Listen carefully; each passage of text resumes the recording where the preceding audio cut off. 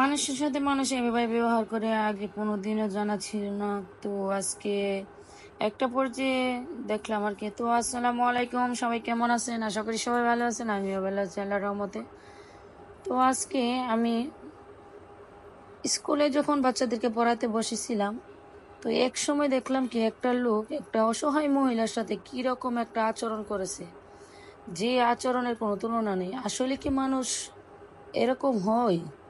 আমি তো ভেবে মানে ম- আধা ঘন্টা মনে হয় আমি নিজে থেকে নিজে প্রশ্ন করছি তে যে কারো যদি কেউ না থাকে, বা তার যদি স্বামী বা ছেলে একজন না থাকে প্রতিবাদ করার, একটা মানুষের সাথে একটা মানুষ আজকাল কিরকম ব্যবহার করতে পারে, কিন্তু এরকম ব্যবহার আশা করার মতো না। আপনারাও যদি দেখেন বা আপনারা যদি শোনেন, আপনাদেরও মনে চাইবে যে একটু প্রতিবাদ করি, কিন্তু আফসোস প্রতিবাদ করার সময় পেলাম না। আল্লাহ হাফেজ।